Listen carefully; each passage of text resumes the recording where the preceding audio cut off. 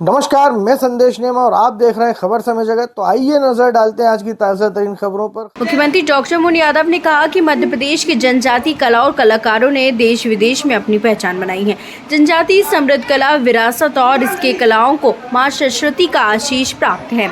जनजातीय कलाकारों की कल्पनाशीलता प्रशंसनीय है।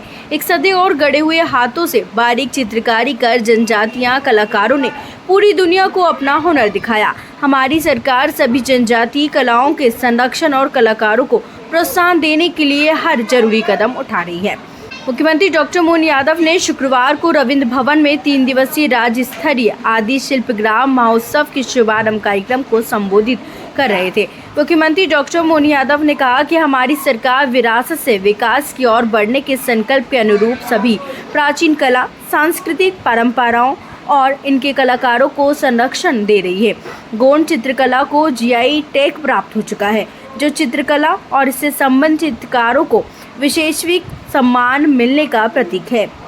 उन्होंने कहा कि हमारी सरकार सभी प्रकार की जनजाति शिल्प, चित्रकारी और कलाकारों को उनकी कला प्रदर्शन एवं बाजार उपलब्ध कराने के लिए विभिन्न आयोजन के जरिए समुचित मंच प्रदान करने का प्रयास कर रही है। हमने केंद्र सरकार के साथ मिलकर प्रदेश के संपूर्ण जनजाति वर्ग को विकास से मुख्य धारा से जोड़ने के लिए कई कल्याणकारी योजना और विकास कार्यक्रम प्रारंभ किए हैं। इन योजनाओं को जमीन पर उतारने का काम तेजी से प्रगति पर है।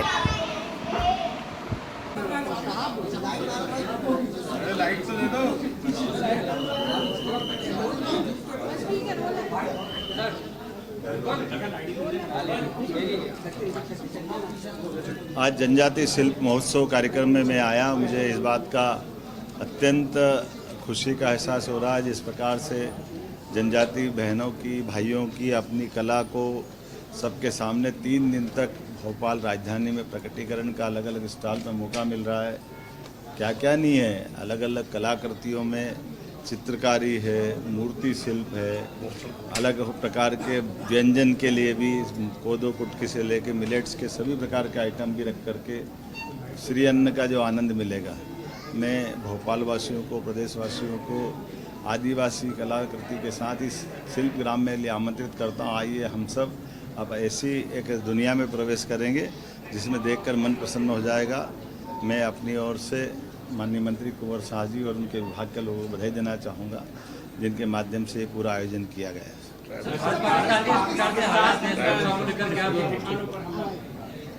नापाक पाक ने जो हरकत की है, यशस्वी प्रधानमंत्री और हमारी सेना, दोनों सरकार और सेना ने मिलकर जिस प्रकार से उसका मुंहतोड़ जवाब दिया और उनके होश फाख्ता कर दिए, हमारे लिए ये चुनौती का समय भी है, लेकिन देश की सेना और यशस्वी प्रधानमंत्री के कुशल नेतृत्व का गर्व का क्षण भी है। बीते 11 साल में जिस प्रकार से सभी विभागों को लेकर के माननीय प्रधानमंत्री जी ने देश और दुनिया में अलग पहचान बनाई, लेकिन उतने ही समान रूप से देश के ऊपर कभी ऐसा दुश्मन कोई हमला कर दे तो देश उससे निपटने में आधुनिक टेक्नोलॉजी के माध्यम से कैसे सफल हो, इसका उदाहरण हमने सबने देखा है। दुश्मन ने कोई कसर बाकी नहीं रखी। चारों तरफ से पंजाब, राजस्थान, जम्मू कश्मीर, हरियाणा, हर तरफ से उनने अपनी सारी कोशिश कर ली, लेकिन हमने सबने देखा और दुनिया को दिखाया माननीय प्रधानमंत्री जी ने अपने माध्यम से कि हमारे पास आधुनिक सुविधाओं के साथ साथ वर्तमान में सुरक्षा के लिए भी वो सारे प्रबंधन सेना ने माननीय मोदी जी के नेतृत्व में रखे, जो विकासशील देशों में कभी इजराइल में, अमेरिका में ही देखते थे, वो सब हमारे पास है। हम सब अपने आप को अगर महफूज रखे हुए हैं तो अपनी सेना के और वर्तमान के इन संसाधनों के बलबूते पर मैं माननीय मोदी जी को धन्यवाद देना चाहूँगा, माननीय रक्षा मंत्री, माननीय गृह मंत्री,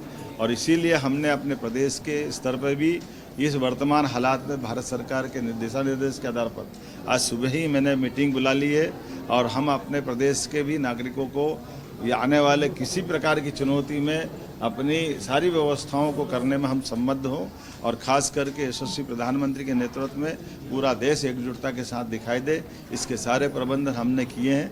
और मैं मान के चलता हूं कि दुश्मन ने अगर हिम्मत की है तो उसको इसकी कीमत चुकाना पड़ेगी। लगातार मार खा रहा है, लेकिन दुश्मन इतना ढीठ है कि उसको असर ही नहीं होता।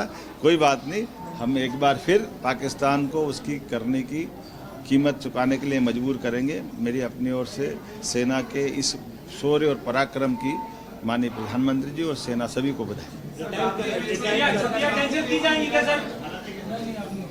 सराठे की भोपाल से एक खास रिपोर्ट। ऐसी रोचक खबरों के लिए जुड़े रहिए खबर समय जगत के साथ। नमस्कार।